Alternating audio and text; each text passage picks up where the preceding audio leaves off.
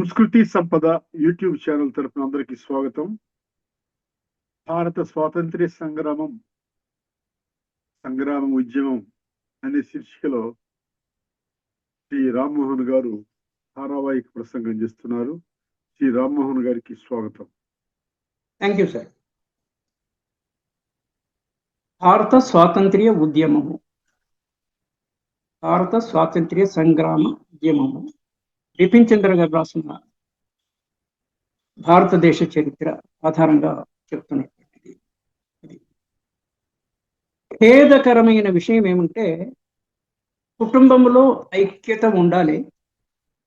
ఐక్యత లేని కుటుంబాలు కూడా చాలా ఉన్నాయి ప్రపంచవ్యాప్తం అలా ఉంచి వసుధైక కుటుంబము అని ఆ కాన్సెప్ట్ ఉన్నా కూడా ఇప్పుడు అది నిజమైంది. ఎప్పుడో మనము వసుధైక కుటుంబము అని చెప్పిన విషయము in the form of a global village now it has become a truth.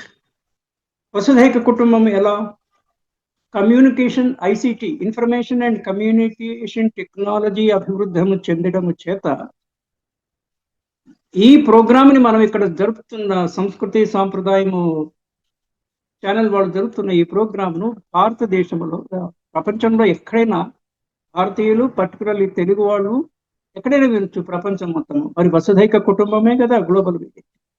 ఇప్పుడు వచ్చిన గ్లోబల్ విలేజ్ కాన్సెప్ట్ ఎప్పుడో వసుధైక కుటుంబం అని మన పూర్వీకులు చెప్పారు. So that is the important of the experience and past. Past అంటేనే ఎక్స్పీరియన్స్. కాలములో పాస్ట్, ప్రజెంట్, ఫ్యూచర్ ఆంగ్లంలో మనము భూతకాలము, వర్తమానము, భవిష్యత్తు కాలము అంటాం. బివిబి, భూతము, వర్తమానము, భవిష్యత్తు. ఇంగ్లీష్లో విసే పిపిఎఫ్. కుటుంబంలో ఐక్యత లేకపోతే కుటుంబం ఎలా విచ్ఛిన్నమవుతుందో, దేశంలో ఐక్యత లేకపోతే దేశం కూడా విచ్ఛిన్నమవుతుంది, అవిచ్ఛిన్నంగా ఉండదు. దీనికి తార్కాణమే దాదాపుగా ఒక సహస్రాబ్ది కాలము భారతదేశాన్ని భారతీయతల అధికారులు, 6 రాజులు పాలించినటువంటి వైనం. సో మనం గతం నుంచి వర్తమానంలో ఏం నేర్చుకోవాలి అంటే, కనీసం కామన్ కాజ్ ఉన్నప్పుడు సిఎస్, కామన్ కాజ్, నా ఉద్దేశం అదే, మీ ఉద్దేశం అదే అయినప్పుడు భేదాలు ఉన్నా కూడా వాటిని పక్కన పెట్టి కామన్ మినిమం ప్రోగ్రామ్, ఈ పదం కూడా మనకి తెలుసు. పార్టీకి ఏకపక్షంగా ఒకే ఫుల్ స్ట్రెంత్ రానప్పుడు వచ్చినా కూడా వేరే పార్టీలను కూడా కలుపుకొని పోతారు. కలుపుగోలుతనము అనేది ఉండాలి.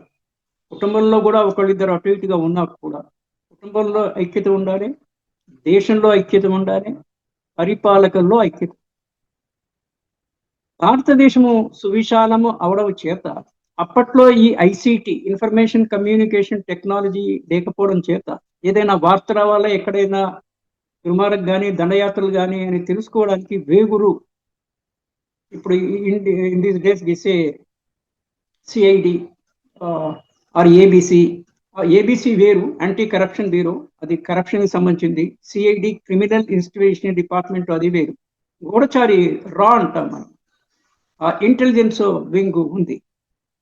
అప్పట్లో వేగురు గుర్రాల మీదనో కాలి నడకనో ఎట్లా పోయి వాళ్ళు తెలుసుకుని వచ్చేప్పటికీ పుణ్యకాలము దాటిపోయేది. పర్పస్ లాస్ ఒక సహస్రాబ్ది కాలం అంటే దాదాపు 800 అనుకోండి. నేను రౌండింగ్ ఇట్ టు సహస్రాబ్ది ఈజ్ నాట్ ఏ తక్కువ సమయం కాదు, అది it's a very very long time. So దేశం మీద దాని ఇన్ఫ్లుయెన్స్ చాలా రకాలుగా ఉంటుంది. ఎడ్యుకేషన్లో ఉంటుంది, కల్చర్లో ఉంటుంది. That is the thing. అయితే ప్రతి మంచిలో కొంత చెడు ఉండక మానదు. 100% గుడ్ ఏది ఉండదు, అలాగే 100% బ్యాడ్ ఏది ఉండదు. బ్రిటిష్ పాలన మూలంగానే, అంటే ఒక అనలిటికల్ విశ్లేషణ పద్ధతిలో చెప్పాలంటే భారతదేశము సుసంఘటితమైనది. So as an India we are SSSDR అంటాం, సోషలిస్ట్ సావరిన్ డెమోక్రటిక్ రిపబ్లిక్ అనేసి. ఇది ఇంతకు ముందు before 1947 it was not there. నాకు ఇంకొక అభిప్రాయం ఏంటంటే మనం 1947 ఫ్లాగ్ డే 15th August 1947 నుంచి మొదలుపెట్టి ప్రతి ఏటా 15th August we celebrate, we say Independence Day. Why we should say independence? We had been independent. మధ్యలో దురాక్రమణ జరిగి వాళ్ళు వచ్చిండ్రు, మళ్ళీ వాళ్ళు పోయింది. We are always independent only. Integrated India అలా పెట్టుకోవచ్చు పేరు, independent. We are always independent but we are scattered. Scattered అంటే విభజింపబడి, అంటే తునకలు తునకలుగా ఉండినవి. అంటే చిన్న చిన్న రాజులు, జాగీర్దారులు, జమీందారులు, డిఫరెంట్ పేర్స్ ఉన్నాయి, మున్సబ్దారి, సుబేదారి, అట్లా ఎవరికి వాళ్లే చిన్న చిన్న ఆధిపత్యము, ఒక పరగణ, వాట్ ఎవర్ డిఫరెంట్ నేమ్స్ ఉన్నాయి. In course of time all those things also I will try to give those names. So 600 ఏళ్ళు, సుమారుగా 600 years తురుష్కులు పాలించారు. 200 సంవత్సరాలు వీళ్ళు పంపించారు బ్రిటిష్ వాళ్ళు. టోటల్గా 800 years విదేశీ పాలనలో అసలు యాక్చువల్గా ఇంకా నష్టం జరగాలి, కానీ కొంత నష్టంతో సరిపోయింది. లాభం ఏంటి? చెడులో కూడా లాభం ఉందంటే, ఇంగ్లీషు భాష ఇప్పటికి కూడా చాలా మందికి ఇంగ్లీషు రానప్పటికీ కూడా గణనీయంగా ఇంగ్లీష్ మనకు ఇప్పుడు ఆల్మోస్ట్ అఫీషియల్ లాంగ్వేజ్. మీరు ఆఫీసుల్లో ఎక్కడైనా కూడా ఒక రకంగా పేరుకి లింక్ లాంగ్వేజ్, అంటే కేంద్ర ప్రభుత్వాలలో బైలింగ్వల్ ఇంగ్లీషు హిందీ ఉండాలని. రాష్ట్రాల్లో మనం తెలుగులో రాష్ట్రం అంటే హిందీలో రాజ్య సర్కార్ అంటారు. హిందీలో రాజ్యం అంటే తెలుగులో రాష్ట్రము అని. రాష్ట్రానికి కూడా డిఫరెంట్, హిందూ రాష్ట్రము, కానీ ప్రాక్టికల్గా రాష్ట్రం అంటే తెలంగాణ స్టేట్, తెలంగాణ రాజ్యం అంటారు హిందీలో. అది అయితే కేంద్ర కార్యాలయంలో బైలింగ్వల్, రాష్ట్ర ప్రభుత్వాల్లో ట్రైలింగ్వల్, అంటే ఇంగ్లీష్, హిందీ అండ్ తెలుగు. మీరు రైల్వే స్టేషన్లో కూడా చూడండి, ప్రతి రైల్వే స్టేషన్లో, నేను ట్రైన్లో కూడా ఆల్ ఇండియా అక్కడికి తిరగడం చేత, అంటే ఒక్కొక్క యానము, ఒక్కొక్క మోడ్ ఆఫ్ ట్రావెల్లో ఒక్కొక్క అనుభూతి. విమానంలో వెళ్తే అదొకటి, రైల్లో వెళ్తే ఇదొకటి. మీరు రైల్లో ఎక్కడొచ్చినా కూడా ఇంగ్లీష్లో, హిందీలో ఏ రాష్ట్రం గుండా రైలు పోతుంటే ఆ రాష్ట్రంలో కూడా రైల్వే స్టేషన్ యొక్క పేరు 3 భాషల్లో ఉంటుంది. ఇనివే ఇది కూడా మంచిదే, కనీసం 3 భాషలు అందరికీ తెలుస్తాయి. అంటే తపన ఉండే వాళ్ళకి, తెలుసుకోవాలి అని అనుకునే వాళ్ళకి. సో ఇంగ్లీష్ చాలా రావడం చేత ఇప్పుడు మన భారత సంతతి, ఇంగ్లీష్లో we say diaspora, Indian diaspora is there almost across all the countries in the world. విశేషంగా కొన్ని దేశాల్లో ఎక్కువ ఉన్నా కూడా, యుఎస్, జర్మనీ, కొన్ని యుఎస్లోనే ఎక్కువ ఉండడం చేత, యుఎస్ అండ్ యూకేలో ఎక్కువ ఉన్నా కూడా, బట్ అన్ని దేశాల్లో కూడా ఇండియన్స్ ఆర్ దేర్. దీనికి కూడా ఒక ప్రాథమిక కారణం ఏంటంటే వలస రాజ్యం. బ్రిటిష్ వాళ్ళు ప్రపంచాన్నంతా పాలిస్తున్న దశలో ఇండియాలో లేబర్ చీప్ కనుక ఇప్పటికి కూడా లేబర్ అంటే కేవలం పనివాళ్ళు, పని మనుషులు, బరువులు ఎత్తేవాళ్ళు అనే భావనలో ఉండరాదు. Every human is a labour, and the labour is of 2 types, mental and physical. శాస్త్రజ్ఞులు, టెక్నోక్రాట్స్ అంతా దే డూ మెంటల్ లేబర్, మిగిలిన వాళ్ళు ఫిజికల్ లేబర్ చేస్తారు. ఎంత మెంటల్ లేబర్ చేసినా కూడా కొంత physical activity are physical component is needed. ఎంత ఫిజికల్ లేబర్ చేసినా కూడా ఎంతో కొంత బుర్ర లేకుండా ఈ సామాన్ని తడి పెట్టడానికి కూడా వీడు ఆలోచించి ఎక్కడ పెట్టాలి అనేది పెట్టాలి. So they are complementary to each other. So ఆంగ్ల భాషా పరిజ్ఞానం చేత ప్రపంచవ్యాప్తంగా ఐటీ ఫీల్డ్లో ఇండియన్స్ కాంట్రిబ్యూషన్ ఎక్కువ ఉంది. మళ్ళీ విత్ ఇన్ ఇండియన్స్లో కూడా సౌత్ ఇండియన్, మళ్ళీ తెలుగు వాళ్ళు ఎక్కువ ఉన్నారు. So that is the one benefit out of this. And ఈ తుర్క వాళ్ళు పాలించిన దాంట్లో 200 సంవత్సరాలు ఎక్కువ డైనాసిటీస్ చాలా ఉన్నాయి. Also I will give the names. రాజవంశాలు, డైనాసిటీస్ అంటే దీంట్లో ముగుల్సే 2 centuries, 2 శతాబ్దాలు, సహస్రాబ్దిలో 2 శతాబ్దాలు వాళ్ళే పాలించారు. ఆ తర్వాత మనకి నార్త్ సౌత్ అనే పదం ఎక్కువ ఉంటాం. North India, south India, east India, west India అని ఎక్కువ పదాలు వాడము నార్త్ అండ్ సౌత్లో. వేరే దేశం నుంచి విదేశీ దండయాత్రలంతా ఆ ఖైబర్ పాస్ కానీ ఇంకా ఆ రకంగా వచ్చి, అంటే తురక వాళ్ళేమో భూమార్గం నుంచి వచ్చారు, ఇంగ్లీష్ వాళ్ళేమో సముద్ర మార్గం నుంచి దేశంలో చొరబాటుతనమే, అంతకన్నా ఏం లేదు. ట్రెస్పాసింగ్ అంటాం, చొరబాటుతనము. అది అమర్యాద కదా, it's not a decent behaviour at all. మనం వేరే వాళ్ళ ఇంటికి వెళ్ళిపోతే మనం గేట్ దగ్గర తలుపు కొట్టి పరిచయం చేసుకొని వాళ్ళు రమ్మంటే లోపలికి పోవాలి, లేకపోతే బయట మాట్లాడే బయట నుంచే వెళ్ళిపోవాలి. వర్తకానికి పోయినా కూడా వాళ్ళకు ఒక స్థావరం అంటూ ఏర్పాటు చేస్తే, ఇది ల్యాండ్ నుంచి వచ్చినా కూడా సముద్రం నుంచి వచ్చినా కూడా ఆ ఏర్పాటు చేసిన స్థావరంలోనే వాళ్ళు ఉండి కొనుక్కునే వాళ్ళు అక్కడికి వెళ్తారు, వాళ్ళు అమ్మేది అమ్మడం మస్తు మార్కెట్ జరిగి మళ్ళీ వాళ్ళకి వెళ్ళిపోవాలి. అది మర్యాద. మర్యాద ఒకసారి అతిక్రమిస్తే ఇక ఎంతవరకు అతిక్రమిస్తున్నారు దానికి ఆ వసూలు ఉండాల్సిన పని లేదు. మర్యాదకి సీమ అని హిందీలో అంటుంటారు. నేను హిందీలో కూడా చాలా సీరియస్ చూడడం చేత, హైదరాబాద్లో హిందీ కమ్ ఉర్దూ మాట్లాడడం చేత హిందీ భాష మీద కూడా నేను ఒక higher PG diploma in translation studies, Hindi English Hindi ఇది కూడా చేశాను. అంటే నేను ఇక్కడ పాయింట్ చెప్పడం ఏంటంటే, కొంత వినేవాళ్ళకి అన్ని రకాలుగా కూడా ఉపయోగం ఉండాలి. కనీసం 3 భాషలు రావాలి మనిషికి. నేను 5 భాషలు అంటాను, తెలుగు హిందీ ఇంగ్లీష్. తెలుగు వాళ్ళకి మదర్ టంగ్ తెలుగు, లేకపోతే ఏ మదర్ టంగ్ ఉంటే ఆ mother tongue plus Hindi English, ఇది కంపల్సరీగా రావాలి. ఇది కాకుండా ఇంకొక 2 భాషలు, ఒకటి సంస్కృతం రావాలి. సంస్కృతం వస్తే it's the oldest. I was reading Persian author somebody telling Sanskrit is the most cultured and most the best language అన్నారు ప్రపంచంలోనే. కానీ మన దేశంలో ఉద్భవించిన సంస్కృతాన్నే మనం చాలా మంది తక్కువ చూపు చూడడం. మీరు సంస్కృతం అనే డైలీ బేసిస్ మాట్లాడకపోవచ్చు, it's a different question, but you should know it. At least సంస్కృతంలో ఎవరైనా చెప్తే మనకి అర్థం కాగలగాలి.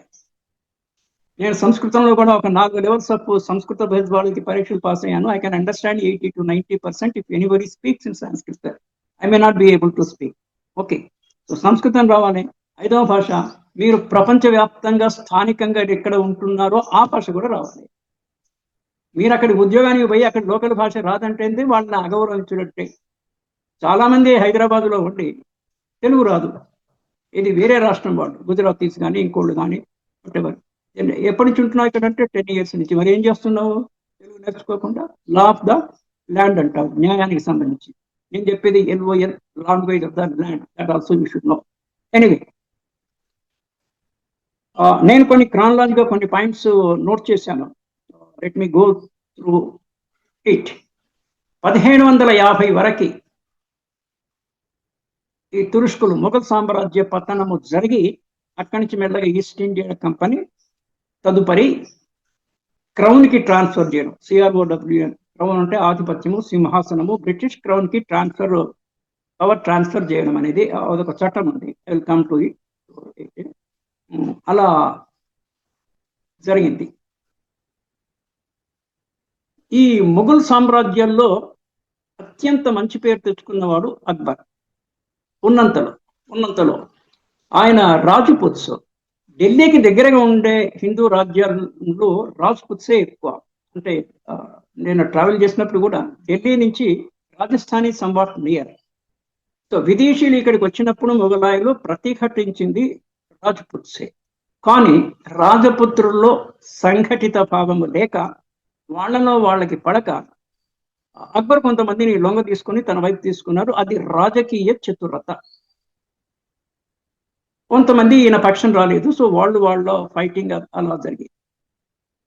శివాజీ కొంత చేసినా కూడా, శివాజీ మహారాష్ట్ర మరాఠా అది కొంచెం ఢిల్లీ నుంచి దూరం. That is another thing. ఇంకోటి, నేను ఇందాక నార్త్ ఇండియా సౌత్ ఇండియా అన్నారు. ఉత్తర భారతదేశంలోకి వీళ్ళకి ప్రవేశం విదేశీయులు ఎవరిదైనా కూడా. East India company they enter కాలికట్లోకి వచ్చారు ఫస్ట్, తర్వాత కలకత్తాలోనే కొంచెం వీళ్ళు బిగినింగ్ లో ఉండి, then later British India shifted their capital to Delhi. This is another thing. ఈ తుర్కమాన్లు కూడా సౌత్కి లేటుగా వచ్చారు, నార్త్ నుంచే రూల్ చేసేవాళ్ళు. తర్వాత కాలంలో దక్కన్ అని ఇటు సౌత్కి హైదరాబాద్కి. సో అక్బరుకి ఔరంగజేబుకి ఇది తీసుకుంటే ఇద్దరు కూడా కొంచెం దీర్ఘంగానే పాలించున్నారు రిలేటివ్గా. కానీ అక్బర్ కొంచెం మంచి పేరు, అక్బర్ ద గ్రేట్ అంటారు. అశోక ద గ్రేట్ అంటాం. గ్రేట్, మనం కూడా ఏమన్నా మంచి పని చేస్తే గ్రేట్ అంటాం. That's a different thing. Aurangzeb Akbar చేసిన మంచి పని అంతా తుడిచిపెట్టి ఈయన ఎంతసేపు పరమత అసహనము, పర వ్యక్తి, పర సమూహ అసహనము, మతం కూడా సమూహమే కదా. లీవ్ అండ్ లెట్ లీవ్, పాలకులకు ఎప్పుడు లీవ్ అండ్ లెట్ లీవ్ ధోరణి ఉంటుంది. ఇదొక విశ్లేషణ అయితే వాళ్ళు అంటే సేమ్ డైనాసిటీ అయినప్పటికీ కూడా తండ్రిలా కొడుకు ఉండాల్సిన అవసరం కూడా లేదు. ఇట్ ఆల్ డిపెండ్స్, ఎవరి జీన్స్ వాళ్ళే. జీన్స్ జంప్ 7 జీన్స్ జంప్ అంటారు.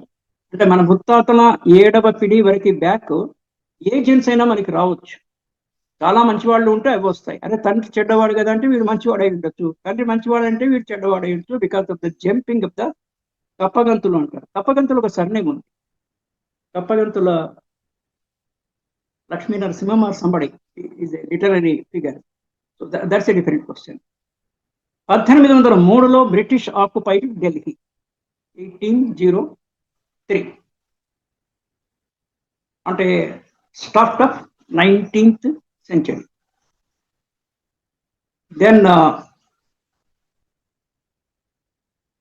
ఔరంగజేబ్ రూల్డ్ ఫర్ లాంగ్, చాలా కాలం పరిపాలించి 1707లో ఔరంగజేబు చనిపోయారు. అక్బర్ దానికన్నా చాలా ముందు. అక్బర్కి counterpart Indian king Rana Pratap. మనుషులకి ఒక మితిమీరిన విశ్వాసము, అహంకారము, విశ్వాసం ఎక్కువ ఉంటే కూడా అదొక అహంకారంలో ఒక చిన్న భాగం కిందనే. నేను మహారాణా ప్రతాప్ సీరియల్ వచ్చింది 100 parts, అది చూశాను. అంటే సినిమాల్లో వీళ్ళు జనరంజకంగా వినోదంగా ఉండడానికి కొన్ని ఒరిజినల్ దాంట్లో ఇచ్చి కొన్ని తేడాలు, డిఫరెన్సెస్ కల్పించినా కూడా ఎంతో కొంత ఇట్ విల్ రిసెంబుల్.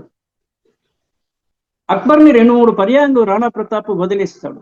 అంటే ఆయన ప్రార్థన చేసే సమయంలో ఇతన్ని చంపే అవకాశం ఉన్నా కూడా ప్రేయర్లో ఉండు, ఇది నీతి, ప్రేయర్లో ఉన్నప్పుడు చంపకూడదు అనేసి.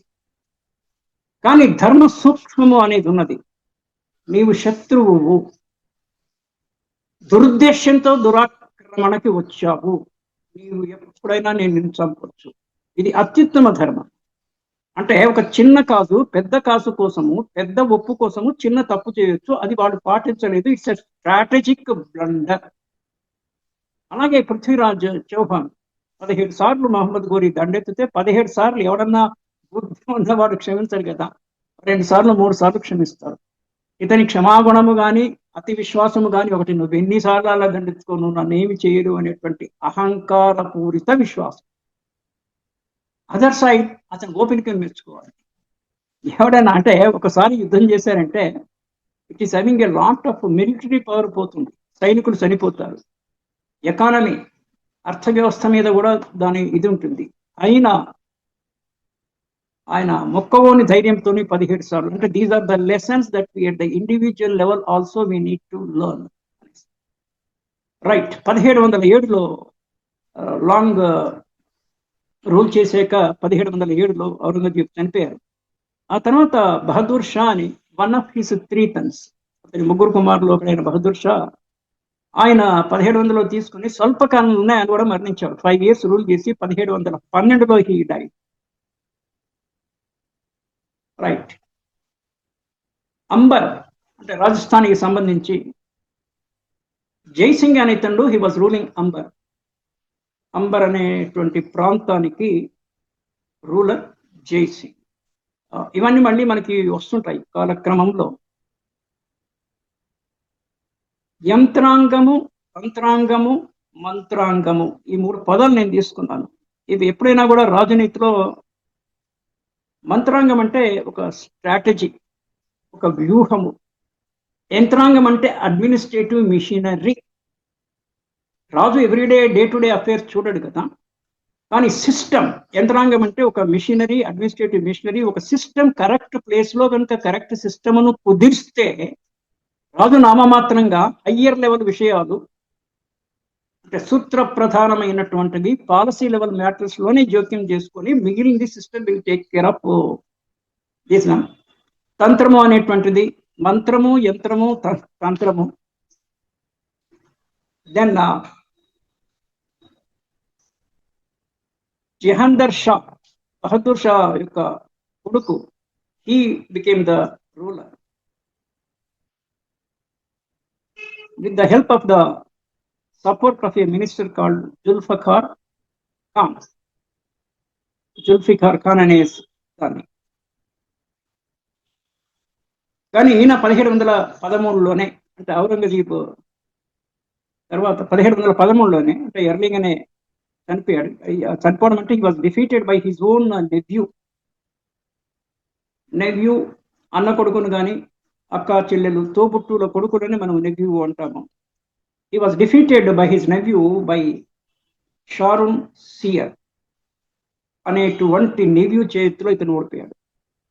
సయ్యద్ బ్రదర్స్, వీళ్ళిద్దరు సోదరులు. వీళ్ళకు కూడా, వీళ్ళు రాజులు కాదు కానీ కింగ్ మేకర్స్ అన్న పదం మాట్లాడతారు.